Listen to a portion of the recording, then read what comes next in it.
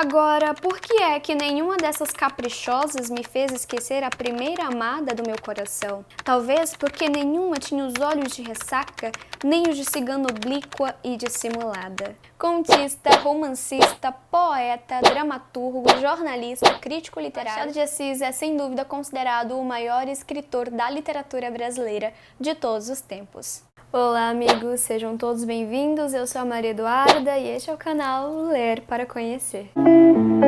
Hoje vamos falar de uma das mais emblemáticas, enigmáticas e importante obra, Dom Casmurro, do mestre Machado de Assis. Publicado em 1889, foi uma das obras que deram início ao realismo no Brasil, sendo que a primeira delas foi Memórias Póstumas de Brás Cubas, publicada em 1881, logo depois vem Quincas Borba, e ambas são obras de Machado de Assis. Conhecido também por realismo machadiano, por conter algumas características próprias, sendo elas ironia, crítica à burguesia, leitura da sociedade, retrato do Brasil e Império, realidade nua e crua, crítica aos bons costumes. E o que não pode faltar, o triângulo amoroso machadiano. Antes, a literatura era marcada pelo pessimismo, era uma literatura romântica, mas não romântica de romance, era uma literatura que colocava a mulher num pedestal, era uma literatura idealizadora e que tinha ali como fim de todo o sofrimento a morte para o amor não correspondido. E óbvio, ela não mostrava a sociedade como ela era realmente. Era uma coisa meio que ilusionária, mostrava que tudo era perfeito, que tudo era lindo, que tudo eram flores. Mas aí surgiu na França uma nova escola literária chamada realismo, que surgiu logo após a publicação de Madame Bovary, do Gustave Flaubert, e que logo aí aconteceu inúmeras coisas e foi se estendendo, né? Essa escola literária se estendeu por todo o mundo, dando aí essa nova formação de autores e escritores e essa nova literatura marcada aí pela realidade nua e crua. O livro é narrado em primeira pessoa pelo Bento Santiago, Bentinho ou Dom Casmurro, como você preferir, e como em todo livro que possui um único narrador, a gente sempre tem que ter um pé atrás, pois é o tipo de narrador não confiável. Já que aqui nós teremos apenas a visão unilateral dos fatos. Logo, tudo que a gente passa a conhecer é contado através da ótica de Dom Casmurro, que recebeu esse apelido de um vizinho por ser muito recluso, solitário, turrão e teimoso. Dom Casmurro decide então escrever a sua própria história na intenção de atar as duas pontas da vida, como ele mesmo nos diz. Ou seja, o livro é, na verdade, uma justificativa sobre o porquê que ele vive de maneira tão infeliz e solitária. Nós vamos conhecer, então, a vida de Bentinho, que perdeu o pai quando era ainda muito criança e que passou a viver ali com a mãe, Dona Glória, agora uma viúva, era uma católica muito devota, muito fervorosa e também uma senhora de escravos. Além de conviver com a mãe, ele passa a conviver também com o tio Cosme, que era um advogado, um cara de aparência meio feia. E além disso, tem a prima Justina. Ela era uma mulher muito ranzinza, que adorava falar da vida alheia, parece minha vizinha. Já não basta viver com os familiares, tem também o agregado, chamado José Dias, que se dizia ser médico homeopata, só que na verdade ele não era médico coisa nenhuma. Dias depois ele ali confessa que ele não era médico nada e que foi tudo ali uma mentira. Só que, ao invés dele ser expulso da casa da Dona Glória, ele acaba ficando lá mesmo de vez, porque ele tinha capacidade de opinar obedecendo, o famoso puxa-saco. E assim, ele e a Dona Glória fizeram um grande vínculo de amizade, então por isso que ele permaneceu na casa.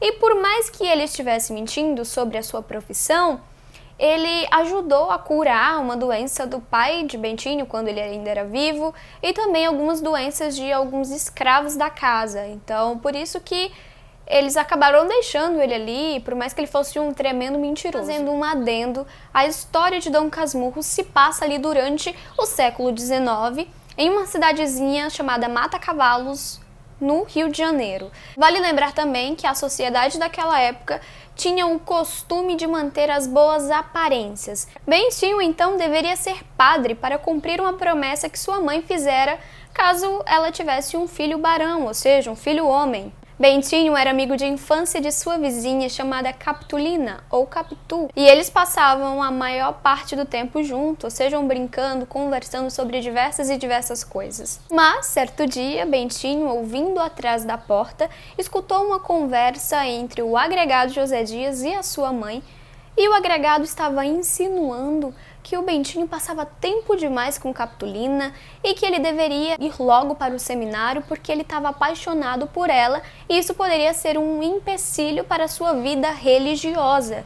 E Bentinho, ao ouvir aquilo, ele se dá conta de que realmente o que ele sentia por Capitu era amor, ou seja, nem o próprio Bentinho sabia sobre os seus sentimentos em relação à sua amiga de infância. Logo após se dar conta de todo esse sentimento que aflorava o seu peito, ele corre até a casa da Capitu para lhe contar sobre os seus sentimentos e lhe falar que ele a amava, mas chegando lá, ele percebe que aquele sentimento é recíproco, porque ele vê que a Capitu, ela riscou no muro as iniciais do nome dela e as iniciais do nome dele. E logo ele nos diz: "Eu amava a Capitu. Capitu amava." Então a gente percebe que era um amor recíproco. Capitu tinha 14 anos e Bentinho 15 quando ambos começaram o namorico. Bentinho sempre foi um rapaz frágil emocionalmente, sensível e inseguro.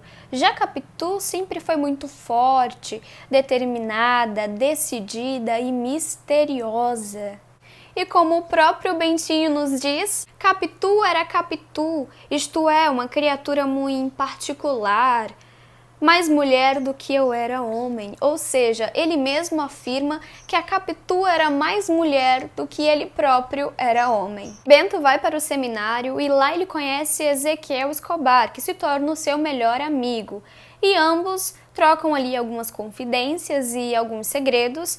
E o Escobar revela para o Bentinho que ele não tinha vocação para ser padre, que ele queria mesmo era ser um negociante. Ouvindo aquilo, o Bentinho ele também começa a contar algumas coisas para o Escobar.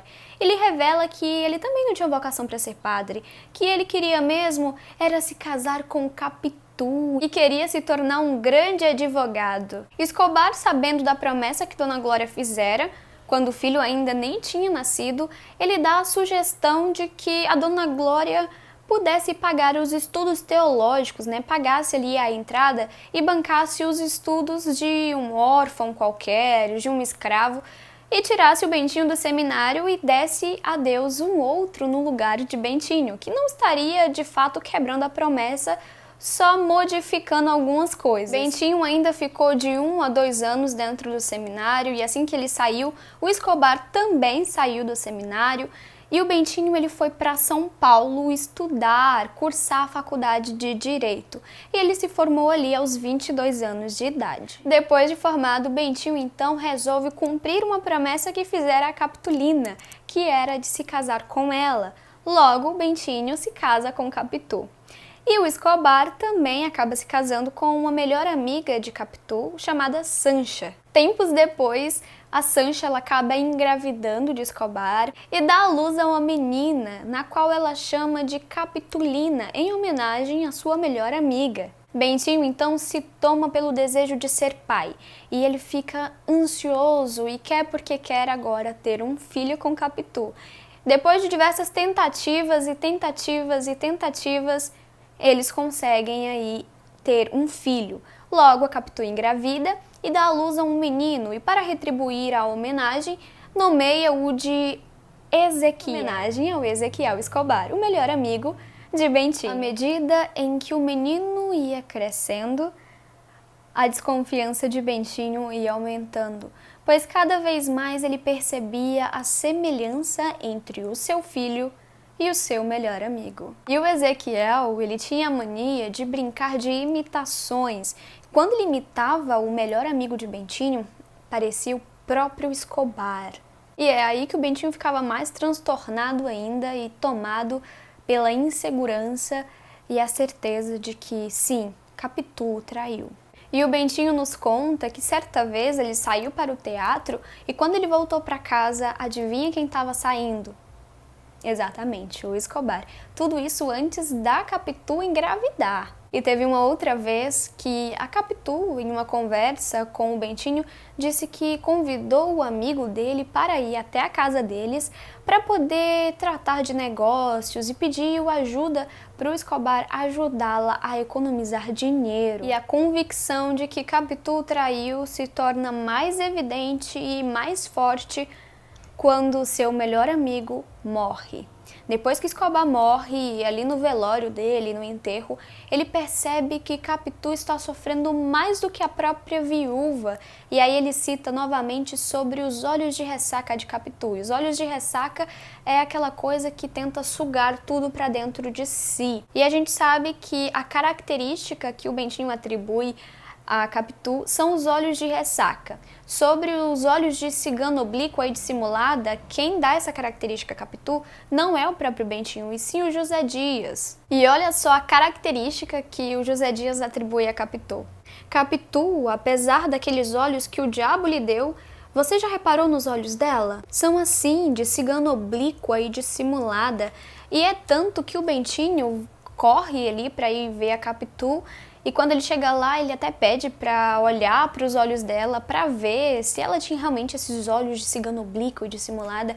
E ele até diz que ele não sabia o que era esses olhos de cigana oblíqua, o que era oblíqua, mas ele sabia sim o que era a palavra dissimulada.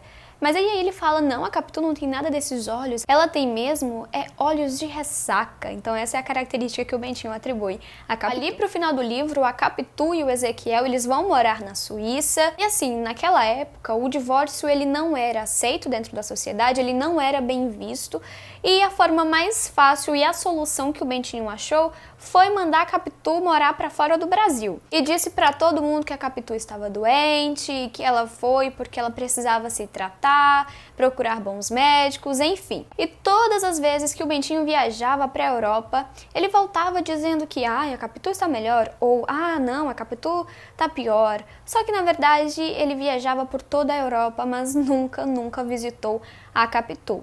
E a Capitu continuava sempre enviando cartas de amor e dizendo o quanto que o Bentinho era um homem lindo, maravilhoso, o amor da vida dela, e o quanto que o Bentinho era bom, e não sei o que, e ppp, cheio daqueles elogios e aqueles clichês. Mas o Bentinho nem respondia essas cartas, e o Bentinho também já nem queria mais saber de Capitu, por mais que ele a amasse. Mas ele continuava com a dúvida de que Capitu traiu, que o Ezequiel não era seu filho, e sim filho do Escobar. E o Ezequiel retorna para o Brasil para visitar o pai, ver alguns familiares. Mas quando Ezequiel chega para visitar o pai e conversar com ele, o Bentinho ele fica transtornado e ele não gosta. A gente percebe o desconforto que é ter a presença do Ezequiel ali perto do Bentinho. Ele se sente desconfortável, ele não se sente bem. E a todo instante aquela dúvida e ao mesmo tempo aquela certeza continua perseguindo o Bentinho. É tanto que quando eles vão fazer a refeição, o Bentinho olha para o jeito que o Ezequiel come, como que ele se comporta à mesa e fala, meu Deus do céu, o menino é do mesmo jeito do Escobar, o jeito dele comer, o jeito dele andar, o jeito dele falar, o jeito dele gesticular. Então ele continua com isso de que o Ezequiel não era o seu filho. O Ezequiel então pede para o pai dele, para o suposto pai, dinheiro para poder fazer uma viagem com alguns amigos. Na verdade é uma viagem de pesquisa arqueológica. E o Bentinho até se sente ali incômodo pelo fato de que ele simplesmente não fez o menino, mas ele tem que bancar ele aí nessa viagem. É tanto que quando o Bentinho dá o dinheiro pro Ezequiel, ele até fala que a lepra lhe carregue. E meses mais tarde, o Ezequiel acaba falecendo de febre tifoide, o que para Bentinho é um alívio, e ele até diz, se eu soubesse eu teria dado sem reclamar o dinheiro. Se ele soubesse que o Ezequiel ia morrer, ele tinha dado sem reclamar. E em nenhum momento o Bentinho ele esboça tristeza ou coisa do tipo, ele simplesmente fica feliz e confortável com a morte do filho. E agora o Bentinho já não tem mais ninguém, nem a sua mulher que ele tanto amava, nem o suposto filho, nem o melhor amigo, nem a mãe, nem o tio, nem a prima e nem o agregado. Agora Bentinho, ou Dom Casmurro, se encontra recluso, solitário, sozinho, triste e infeliz. Mas a dúvida que permanece é a de que Capitu traiu ou não traiu Bentinho? Pois bem, a minha opinião é que não, ela não traiu. O Bentinho, que era muito frágil emocionalmente, muito sensível, inseguro, possessivo, ciumento e que tinha ali uma baixa autoestima e que pode sim ser tudo fruto da imaginação ciumenta dele. Embora a gente não pode também descartar as hipóteses de que sim, a Capitu pode ter o traído, porque há algumas partes no livro que a Capitu se mostra muito mentirosa, muito manipuladora. E há também a questão das visitas que o Escobar fez à casa deles, sendo que o Bentinho não se encontrava, ou seja, ele encontrou somente a Capitu na casa. Tem o fato do menino, o filho dele, ser muito parecido com o Escobar, só que isso a gente pode até descartar porque tem uma parte no livro que o pai da Sancha diz pro Bentinho que a mãe dela, da Sancha, é muito parecida com a Capitu, e o Bentinho até fala que sim, é muito parecida mesmo, porque tinha um retrato, né? E aí o pai da Sancha até fala assim, a vida tem dessas semelhanças, ou seja, a mãe da Sancha e a Capitu não tem nenhum grau de parentesco, mas ambas se pareciam. Então pode sim ser obra do acaso o menino ser a cara do Escobar. Então o vídeo foi esse, eu espero muito que vocês tenham gostado. Se você gostou, não esqueça de deixar o seu joinha, de se inscrever aqui no canal, de comentar, que é muito importante. Eu adoro ver o feedback de vocês aqui nos comentários, sempre estou respondendo todos vocês com o maior amor e carinho. Comenta aqui o que você achou desse livro, o que você achou dessa resenha, você acha que a Capitu traiu ou não traiu Bentinho? Comenta aqui também se você já leu alguma outra obra desse autor, né, do ilustre mestre Machado de Assis.